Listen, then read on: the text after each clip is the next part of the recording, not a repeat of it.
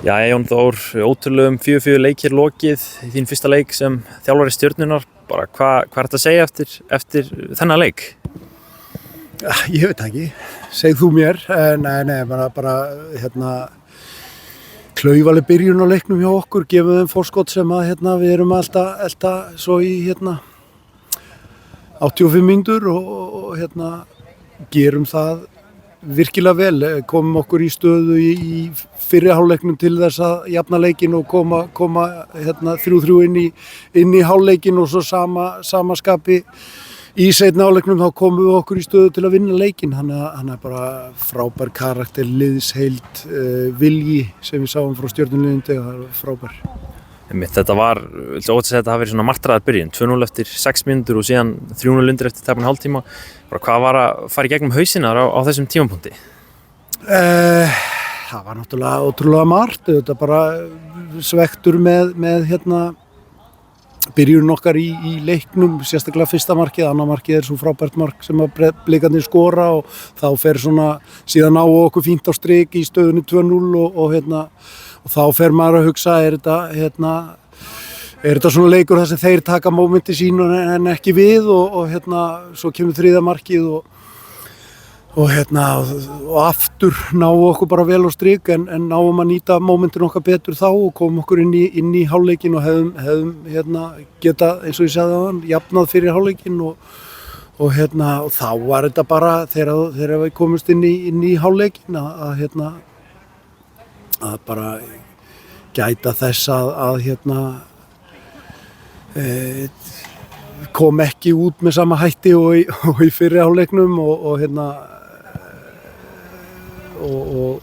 svo kemur bara sami í raun og veru hálfleikurinn að við þurfum áfram að elta og aftur gera það frábærlega og bara sjá kraftinn og eins og ég sagði áðan, viljan og glampan í augun á mönnum í þeim mómentum að bara frábært að sjá og eitthvað sem við getum tekið svo áfram. Þú þetta bara nýtekinn við liðinu, hvernig hafa bara svona fyrstu dagarnir farið með þig, hvað hefur verið svona kannski helst að vinna að? Jú, bara bara koma svona nýta þetta til þess að gefa okkur pínu orku. Þetta er alltaf þannig að þegar að þessi staða kemur upp í félögum að það er erfiður tími og þetta kemur ekkert út af neinu öðru en að það eru búin að vera erfiðleikar í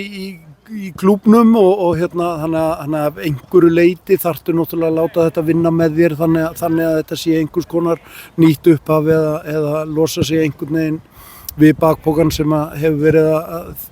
íþyngja mönnum þannig að það fyrstu dagarnir hafa langmestu leyti farið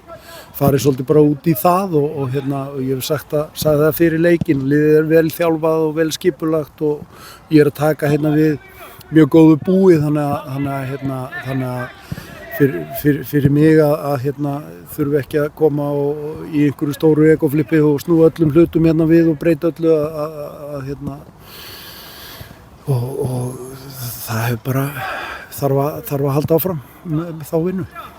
Guðmundur Kristjánsson er ekki í hóp, hann er hins vegar í liðsstjórn, getur sagt okkur hvers vegna það er? Ja, hann er bara tæpur og kom að taka ekki sénsinn á því og svo verður við bara að skoða framhaldið með það næsta dag, vonandi styttist í hann. Hrannar, verður hann áfram aðstoðarþjálfari út tímabilið með þér og bara í framhaldinu? Já, ég gerir ráð fyrir því. Og er það þín ákvörðun eða þá stjórnin? Það er ekki næsta leik, þar sem að Þóruð Þorsteinn sá til þess að ég þarf að finna mér einhvern fyrir til Eyja, og aðstofa mig þar en við finnum eitthvað gott út af því. Var það ákveðið þá fyrirfram eða varst þú ákveðin í að vilja hafa hann áfram? Já, ég meina eins og ég sagði áðan að það snúist svolítið fyrir mig að vera ekki að breyta hlutum sem ég þarf ekki að breyta og áreitið auðvitað á leikmenn hefur verið gríðarlega mikið helgina og þeir þurftu ekkert á því að halda að ég kemi inn og skapaði meira áreiti, koma kannski frekar svona ró á hausinn á mönnum að þegar ég gerir ráð fyrir það sjálfins með leikmenn eins og þjálfara að þegar að svona atburðarás fyrir í gang þá er það eins og bíll sem að keyra á 100 km hraða einn hringdór hring eftir hring, þannig að það þurfti bara að róa það eins að hægja ferðina í því og þannig að það var allavega mitt mat. Takk fyrir.